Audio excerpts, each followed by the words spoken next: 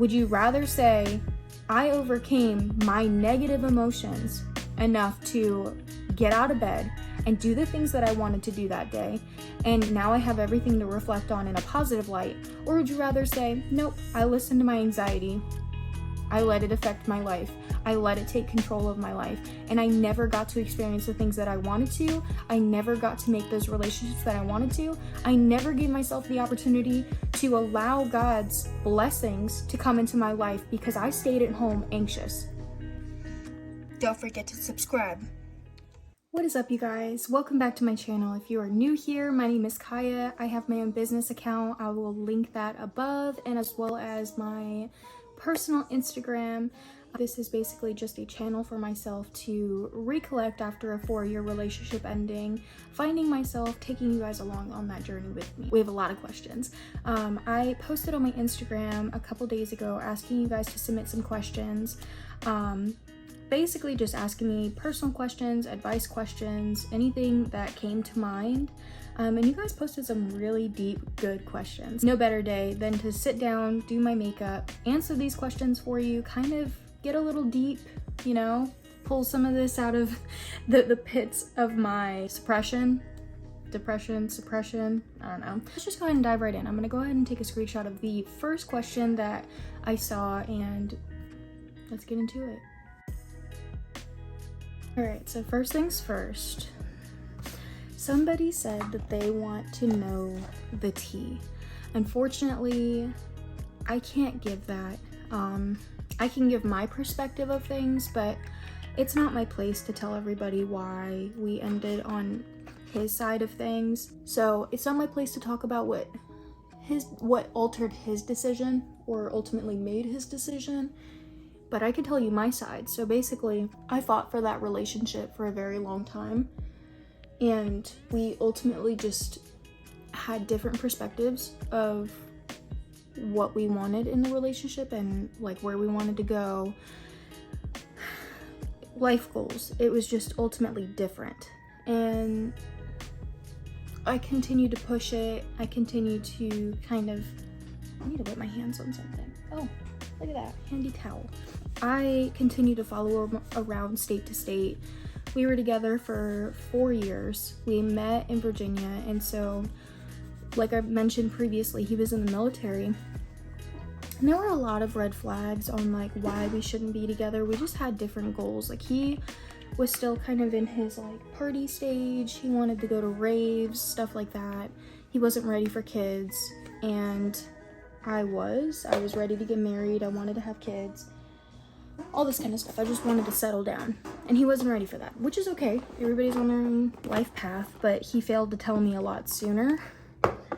And so with that, I just continued to hold hope and stuck around in the relationship when I probably should have just let go and moved on. You know, a lot of people warned me that he probably wasn't going to be ready. He had gotten my hopes up multiple times, making me feel like he was going to be ready. And so I kind of just dove deep. I moved around to be around where he was at. I almost gave up my job for him. All this kind of stuff. So I was in deep. And I think he started to realize that he was getting out of the military. We started to acknowledge what it was that we were so different on. And I didn't want to live in some of the places that he wanted to live, like Jersey. Not for me. I love his family, and I will forever love his family, but New Jersey is just not the place for me, and I can't even pretend it is because I will be miserable. I don't like that state. It's New York, New Jersey, all that kind of stuff. They're just not my kind of people. It's not my kind of state. It's very hard to be happy living there. We started to just kind of dissect what it was that, because we were going to have to start making really big changes in our lives. Like with moving in together, and like we did live together already, but like officially buying a house or renting out a house or something that we could share together, not just in my name or not just in his name, like combining our lives. Nothing was adding up. It just, no matter how hard we tried, we just didn't agree on the same things. He wasn't ready for certain things, and you know, I was getting frustrated and bitter because I'm like, okay, hello, 4 years. You took 4 years of my life, you took a lot of my finances, you took a lot of my efforts, a lot of my like peace, and you're still not ready. It was very confusing for me and very conflicting. And so I was like, I know everybody should have their own pace, and they shouldn't be forced into relationships or into decisions that they're not ready to make. But I was getting impatient, okay? I was sacrificing a lot for that man. I feel like I wasn't getting what I was putting into the relationship in return. So that was making me very bitter, and it was causing fights. I mean, we hardly fought. Like, we would have bickering and stuff like that, but I think I would bring it up, I'd get pissed, and then we would kind of just let it go and move on because we couldn't stay mad at each other. So we never got to the root of the problem. And that's why it just kept cycling, and I would just get bitter, I would get angry, I would get upset. He would say, okay, I'm not ready. And then in my heart, I was like, okay, I can't force this man to marry me. So I just need to shut up and be patient and wait. And I would wait and wait and wait, and it just would not happen. And so I'd get even more bitter, more angry, more upset. And so it was this very like toxic cycle with myself, because I probably should have just acknowledged the fact that he was not going to be ready and let go. As simple as that. So that's kind of my tea. I was getting upset, and it just was starting to get to the point of being very uncomfortable. He actually just got out of the military, I think today. You know, we were pressed for time too, and I needed to make a decision on what I was going to do with my life, because I obviously wasn't going with him. So yeah, I moved to Texas, and we kind of just split ways, and we don't talk anymore. We were on good friend terms, but now I think it was getting too hard for me to be his friend, and I felt like it was time to let go. I actually got this question multiple times, so we're gonna dive into the next question because I'm gonna start getting a little emotional. But the next question was, how do you deal with heartbreak? This one's hard because I am still dealing with it. So essentially, when we first separated, that was like the hardest thing for me, because I didn't know how to acknowledge those emotions. And you know, I'd been with that person for 4 years, and that's the longest I've ever been with anybody. I think before him I was with a man for 2 years, a little over 2 years, and with that man I was engaged. So you could see how serious I was about Julian. So you know, that was like probably the hardest time for me. A lot of you didn't know that we had separated when we did. We split up a week before our Dominican Republic trip. And I know I posted a lot of like lovey-dovey relationship stuff.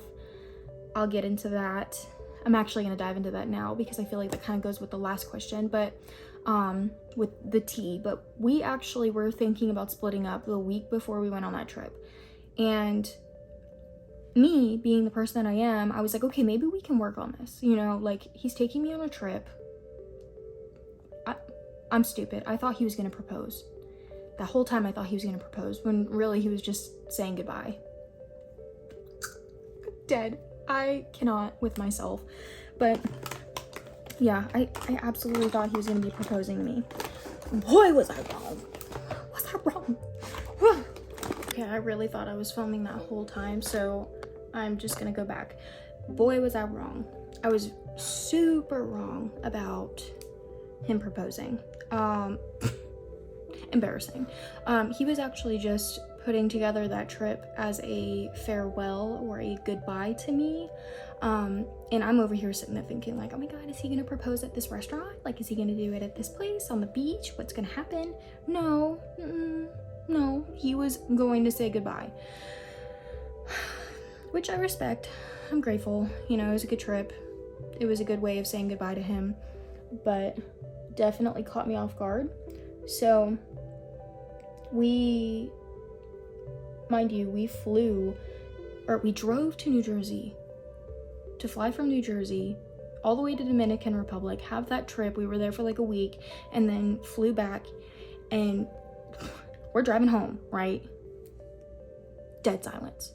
Nothing. So I'm like, okay, this is weird. We just had an amazing trip, but he didn't propose, so this is weird. Very, very odd. We get home, Mind you, that's 10-hour drive, 10, 11-hour drive. We get home and we start cuddling on the couch. We're watching our movies, you know, we're back at home. And he's saying absolutely nothing to me. He's not being very loving as he usually is. We're both very like cuddly. So he's not saying anything to me.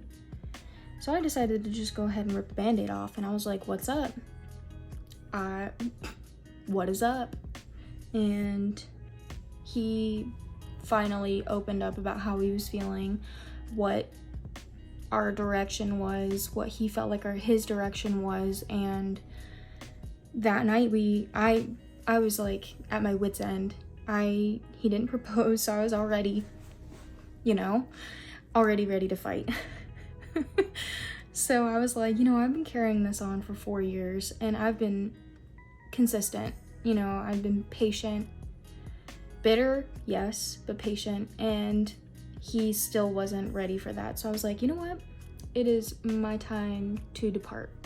And so I cried, may or may not have punched a couple things, not directed at him, just life in general. And I figured that was it. And so I asked him to leave my house, and I scheduled a couple things. I put together things with my parents, and I was like, hey, I am coming home. I cannot do this anymore. I'm not going to fight for this. I'm not going to compromise on what I deserve. That's what I'm trying to say.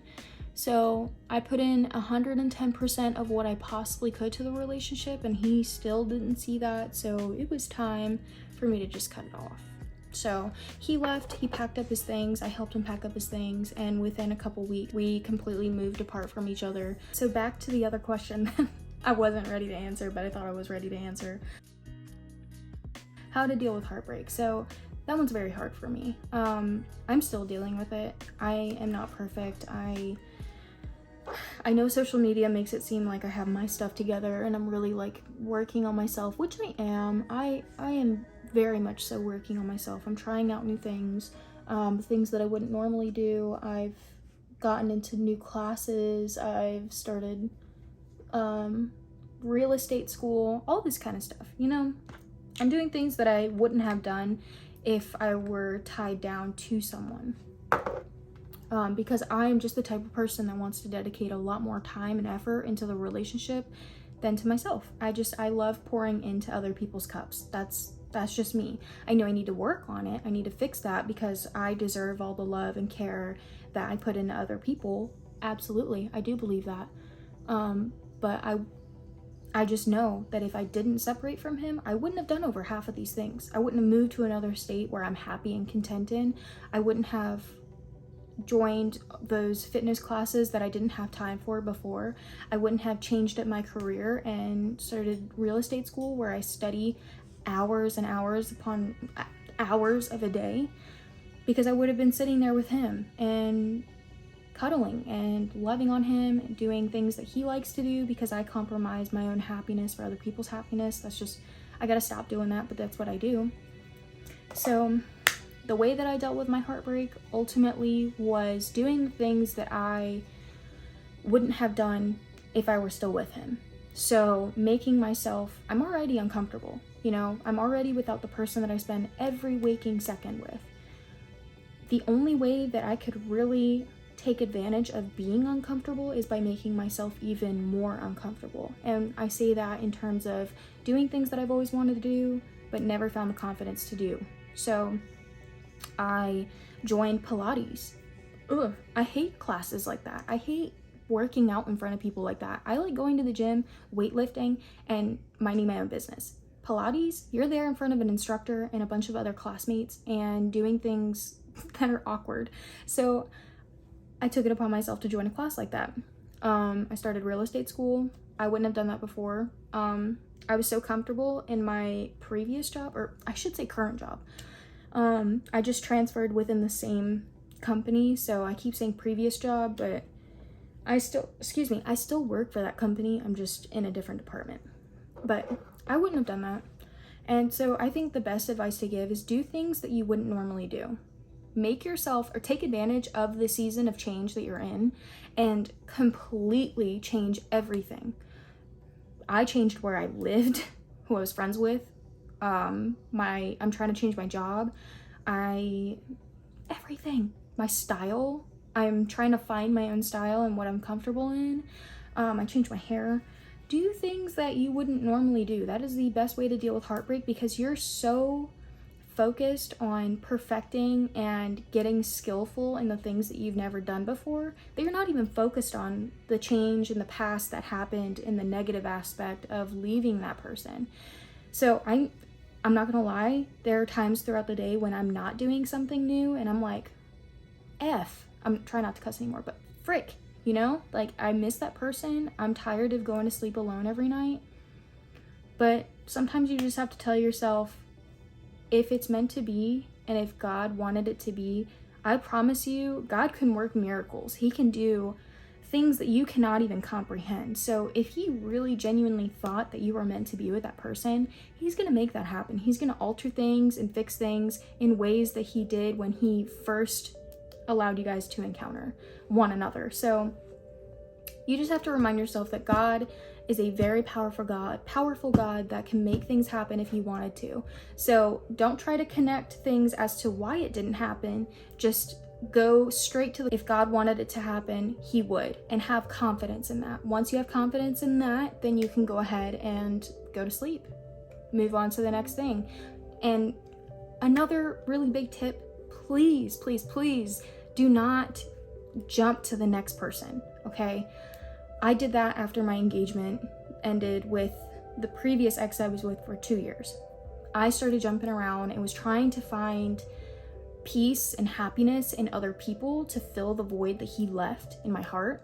And I got into a lot of trouble. I met a lot of nasty people that tried to harass me and make things difficult for me, and use me. So don't fill the void with another person. And you're also just going to patch over what it is that you're trying to heal from instead of actually healing from it. So my goal has been to actually acknowledge the things that just did not work in my relationship and fix it, heal from it, not patch it up, not potentially transfer it in baggage to the next relationship, but to actually use what you learned from this relationship to have a better one, potentially a lifetime one. There we go. I knew you weren't on.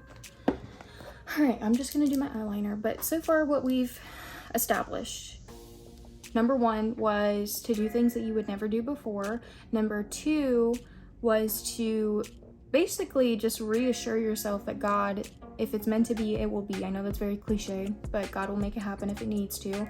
And having confidence in that and trusting God.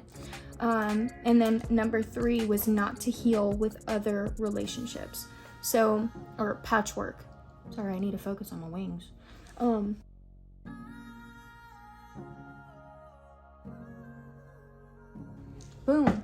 and boom. Yeah. Okay, let me look at the other question. So the next question was how the single life is going. I have zero interest in dating. I got on some like dating apps for fun. And I know that's messed up. I don't want to, I'm not seeking validation or anything from men. I started Bumble BFF. That's been going pretty cool. I met a couple cool girls, so I'm happy with that. You know, I need friends. In case you were wondering, these are my lashes, MO7s. I'm just gonna nip off the ends and do them underneath. So I made a couple cool friends. In regards to dating, no. That's a hard pass for me. I mean, I've been chit-chatting with a couple guys just to have someone to talk to, I guess. Guys that seem like they were on the same wavelength as me, want something super serious, but obviously have to build up to it and to incorporate God into that. That's my goal, because I'm tired of trying to make things work with people that don't have the same values as me, and trying to fix them, I guess, or force them to believe that they want a long-term relationship full of like kids and marriage and stuff. I'm done doing that. And I'm also, this was a really good tip that a girl on TikTok was talking about. I wish I knew her at, but she said, stop telling these men what you expect from them in the very early stages of your relationship. Stop telling men what you expect from them. That blew my mind, because one, how do I word this? When you tell a man what you expect from them in the very beginning, a lot of the narcissists and the manipulators will use that information to convince you that they are what you want, right? And then later on in the relationship, they change out of nowhere. I know we've all experienced that. They change out of nowhere, and it's like, okay, I want the person that I was dating in the beginning. So you stick around waiting for them to go back to that, thinking that if you voice what it was that you noticed before, and like the person that you knew in the beginning of the relationship, once you voice that, they don't go back to that. And you believe that they're going to go back to it, but they don't. And so then you're stuck in this relationship that you've given your all to and you thought you knew, and you want them to go back to that same person they were before, but they won't, because they're a narcissist and they're manipulators, and they knew what you wanted and what you were looking for in the beginning to use that to get you. And then they got you on the hook and they don't let you go. That blew my freaking mind. And if that doesn't change your life and how you date in the future, I don't know what will. But that changed my life. I literally, oh, wrong one. I will not be telling these men what it is that I'm looking for. What I did find is that a lot of the girls were commenting on that video saying like, oh, well then what will you say if they ask you like, what do you look for in a man, blah, blah, blah, blah, blah. This girl said, and this is such a power move. She said, I guess you're gonna have to find out. Because the men that really want it, they will stick around and they will find out. The men that don't want to bother with it, they will reveal themselves early on, because you're not telling them what it is that they can use to manipulate. You catching my drift? They will leave. These men will start weeding themselves out, girl. They will start weeding themselves out. So I thought that was so powerful. Do with that information what you will. Do with what that information, you get what I'm trying to say. Do with it what you will, and don't allow these men to take advantage of you anymore. It is time that we start dating with intention. All right, so we're just gonna dive into the next question, because I feel like that was a really good note to leave the last question on, if I say so myself. Next question was, where do I see myself in 5 years? I'll answer this one really quickly. I see myself, if I can meet a very genuine, nice man, awesome, perfect, love that. Not counting on it. I'm not gonna compromise my life goals for a man that's not ready to settle down. So, but mainly for myself, I see myself pursuing a relationship with God above all else. I see myself pursuing a successful career in real estate. I'm a very hard worker. In anything that I do, I take pride in my work. I'll be career focused. I'll be focused on my relationship with God, hopefully pursuing something in the church. Like I said, if I do find a relationship, that is great. I'm excited to see what God has in store for me, but I'm not going to seek it out. I'm not going to force anything. If they come, they come, you know, in whatever time frame. Maybe I'll duet this video if I do find my soulmate. Not counting on it though, because dating life has been very hard and there hasn't been a very good selection so far out of the time that I've been here. Respectfully, yeah, that's kind of where I see myself in 5 years. I see myself in a home that I'm going to be purchasing here pretty soon. I am in the market to buy a house, so hopefully that's the case. And if I do have that soulmate, if I do find the person that I'm meant to be with, I pray that, you know, we get married and we do have kids, because I love children. I love children. I even thought about potentially adopting without a partner, I know that sounds crazy, but I'm getting to the age where I'm like, and I do have like PCOS, and I have very large cysts in my ovaries, and we won't really know if I'm able to have kids until I come upon the, I think that was also another part of what made us decide what we decided, but anyways, I won't really know if I'm able to have kids until I get to the position of like actually trying. So I pray that God blesses me with a kid, but if not, I do plan on adopting, and hopefully God is in my favor with that one, but we'll know until we find out. But that's exactly where I see myself in about 5 years, but who knows? Things could change very, very easily and very quickly. So, all right, I got this eye done. It's super cute. Now I just need to seal it. I'm using the Falscara from, I think this is from Kiss. And then the lashes that I sell on my website.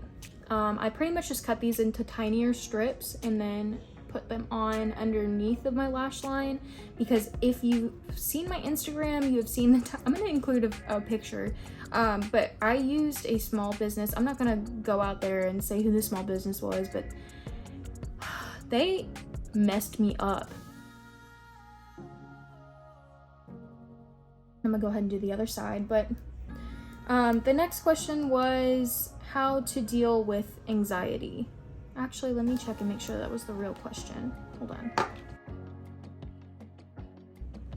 All right, I went back and looked. It said, how to stay motivated when you deal with anxiety.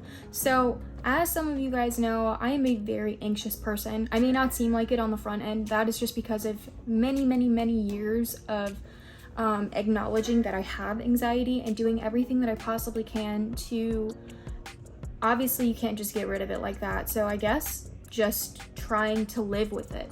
I have such bad anxiety to where like I pass out.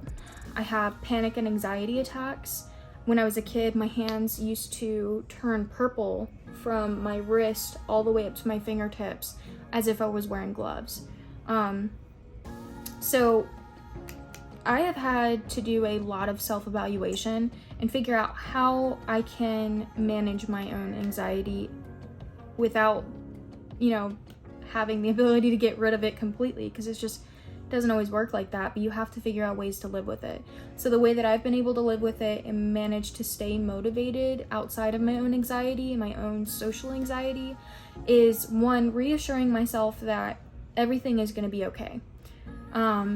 A verse that I love, and I actually just sent this over to someone earlier this morning, and I will read it here for you. Give me a second. I had to get my Bible for this one, but there is actually a section in the Bible specifically for the cure for anxiety, right? Quotes, not sarcasm, but quotes. The cure for anxiety. So it says, "This is why I tell you, don't worry about your life, what you will eat or what you will drink, or about your body or what you will wear. Isn't life more important than food and the body more than clothing? Look at the birds of the sky. They don't sow or reap or gather into barns, yet your heavenly Father feeds them." This part, listen. If you're gonna listen to any of this, listen to this part. "Aren't you worth more than they? Can any of you add a single cubit to his height about worrying? And why do you worry about clothes? Learn how the wildflowers of the field grow. They don't labor or spin thread, yet I tell you that not even Solomon in all his splendor was adorned like one of these." And there's way more to it, but I'm not gonna read a whole Bible to you guys. But so that is the verse that immediately comes to my mind. And that's in Matthew chapter 6, verse, I think 25. I'll include a snippet of it in this. I already closed my Bible, but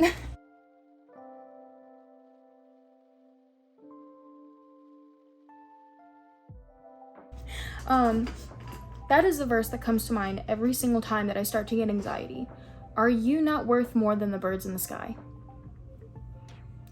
That to me is such, I don't know, maybe it will hit you differently, but to me, that is like the ultimate verse where I'm like, you right, like I have value, and God is always going to work things out in my favor in the end. Everything that he does is for me. The things that happen that are negative in my life are, of course, influence of the devil, and then God spins that and uses those negative events for good in the end, because he is always for us.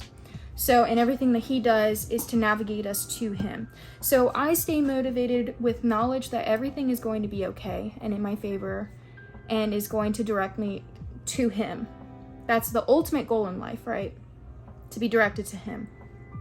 So that's number one. Number two, you owe yourself the love, care, kindness, and attention, all of those things, enough to actually act on it. One thing that I really think about when I allow my anxiety to not motivate me or to keep me back from doing the things that I want to do, I want to be fit, I want to be healthy, I want to be happy, right? And I'm sure you do too. The only way that you can really do that is by doing it. So if you're having those conflicting thoughts and feelings of like, I don't want to be around people, I don't want to socialize, I'm nervous, I'm anxious, I don't feel good, you just have to acknowledge you feel that way. Tell yourself that it is okay. It's okay to have those emotions. It's okay to feel that way. But you only get to live this life one time. Would you rather say let's say you're on your dying bed, right? All of the things that you wanted to do when you were in your 20s and you're sitting there in your 70s, laying in bed, 80s, 90s, laying in bed, thinking about on your life. Would you rather say, I overcame my negative emotions enough to get out of bed and do the things that I wanted to do that day, and now I have everything to reflect on in a positive light? Or would you rather say, nope, I listened to my anxiety, I let it affect my life, I let it take control of my life, and I never got to experience the things that I wanted to, I never got to make those relationships that I wanted to, I never gave myself the opportunity to allow God's blessings to come into my life because I stayed at home anxious. Food for thought. Don't allow your anxiety to control you. Do not allow your anxiety to take over your life. You own your life. We were created to serve, to trust, and to have faith, and to act on kindness and love. And if you're acting on kindness and love, you should be acting on yourself with kindness and love. So love yourself today and go out there. The next question that I had, and this is going to be the last question that I acknowledge for this video, just because I feel like I am going very over time. And I need to run to TJ Maxx. I've been sitting here for a hot second. But the next question was basically surrounding, I won't include a snippet of this one because she did include pictures of her and her husband.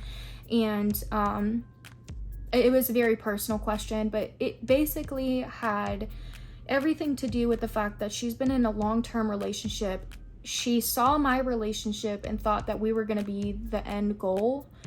And now she's worried about her relationship suffering the way that mine did. And she wanted advice on like how to stay away from ending. So I don't have a direct answer for this one. This one's a tricky question. I'm not a relationship guru, as you can tell, but I have learned a lot from my past relationships that I feel like I've matured. I've matured a lot, I would say. And I know all the things. Now, will I repeat? Probably, but I know and I acknowledge the things that just didn't work. So I'm going to give you just some pointers on things that just did not work in my relationship. And that number one thing that could cause all relationships to fail is trust. Obviously, if somebody's going to cheat, they're going to cheat. There's nothing you can do about that. People have it in their hearts to cheat. They're going to cheat. It's just how it is, and I wish it wasn't, but you can't control that. So don't seek. God says in the Bible, and I'll include this verse as well, because I know you are a religious person. Basically, all things done in darkness will come to light. So have faith that if that person is doing something behind your back, you don't have to seek it out. Ooh, my lashes are sticking together. You don't have to seek it out.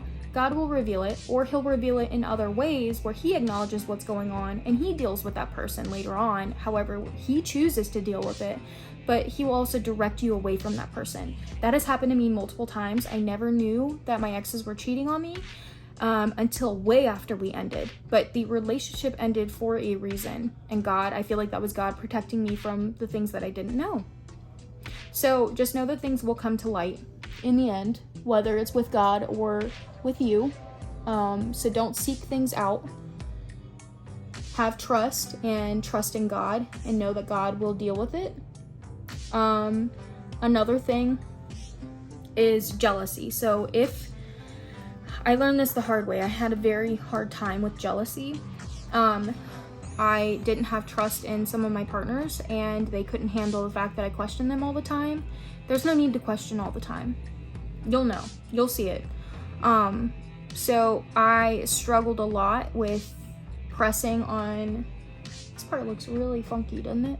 Pressing on my exes to give me the truth about the things that they were doing, even if I didn't know. So I was probing a lot, I was fishing. Don't do that. It puts a lot of strain in your relationship. And one thing that really stuck with me is one of my exes said, I'm not cheating on you, but I might as well have, because you are punishing me as if I am cheating on you. That stuck with me. That was hard. That was a very hard thing to acknowledge. So that's another one. Communication.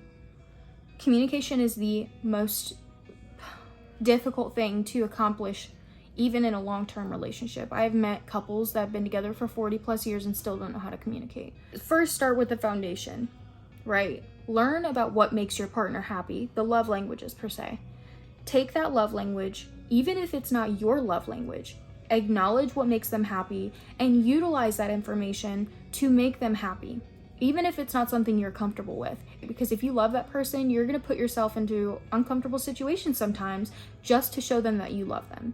And that's just my personal opinion. If you want a relationship to work, if it just doesn't work because you can't provide that, then acknowledge it just doesn't work because you can't provide that. Sometimes the other person will be like, okay, she can't do that, and they'll be okay with it. That's fine. But most of the time it doesn't work that way. You have to acknowledge what makes them happy, utilize that information to actually apply it to the relationship to make it work. Point blank, period. No point in yelling. Yelling makes things hostile and uncomfortable, and it goes nowhere.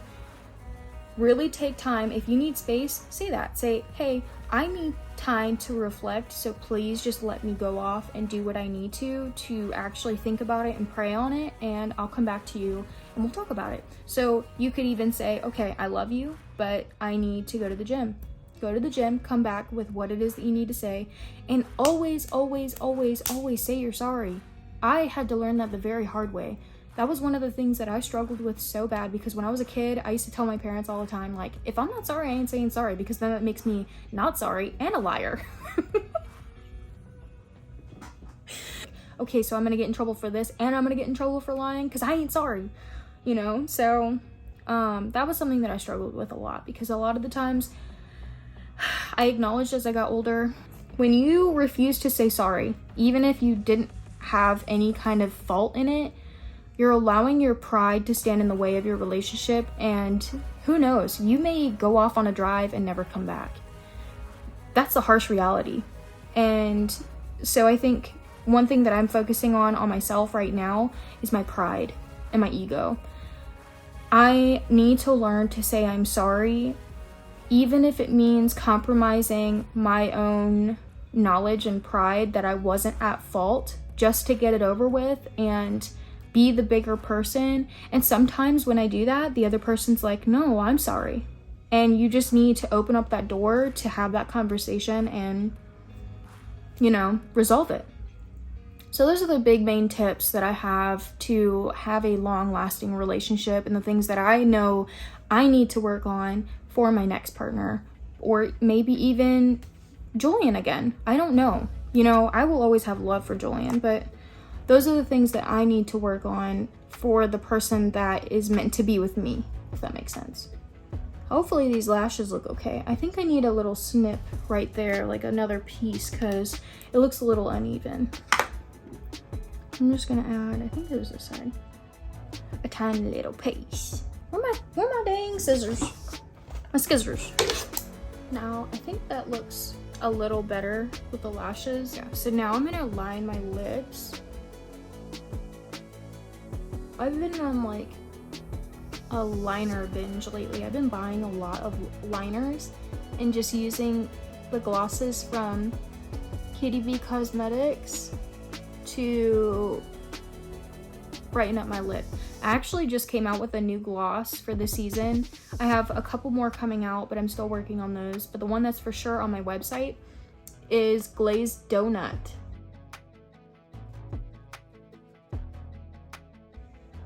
Ah! I overlined. That's okay. Just fill her in.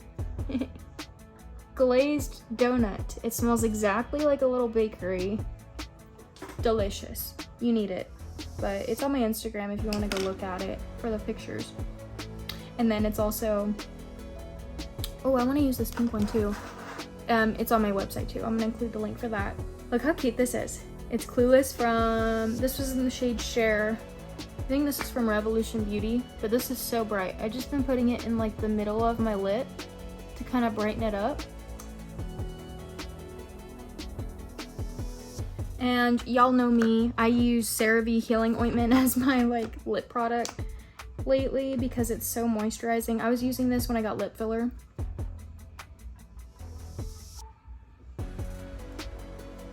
Look how cute that lip combination is. Hopefully the camera's doing it justice. I have a fuzzy. I feel it.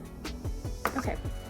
Now I'm just gonna go get dressed. I'm gonna wear these new jeans that I got from American Eagle. I ordered them online. Look how cute these are. Hopefully you can see those. I think they're adorable. Look, I got lines from sitting down wearing jeans, but I'm gonna wear these, a black long sleeve shirt, some jewelry, and shoes. I may just wear my Converse. I'm feeling very like tomboyish, like, I don't know. Tomboyish, dressed in pearls and gold. Is that a vibe? I think so. All right, just ignore the puppies and the suitcase and all my stuff in the back. But this is the fit. So like I said, this black shirt, I just tucked it underneath my bra in the front so you can see like the raw hemming on the top of my new jeans. I love that it looks like, I don't know if you can tell. Watch out, Natalie. It's like a super raw hem. Adorable. I'm obsessed with that. I bet it's not made, but so, and then I included this half pearl, half chain necklace. I love that these are like straight baggy jeans. These chunky Converse, this bracelet that I got from Michael Kors, and I have it in like this messy clip. Here's the makeup. We're just gonna go ahead and head out to TJ Maxx. So thank you for joining me on this video, and I hope to see you on the next one. Don't forget to subscribe. Y'all be watching my videos and not subscribing. And if it's because you can't log in immediately, you better start logging in, girl. Subscribe. Bye, y'all.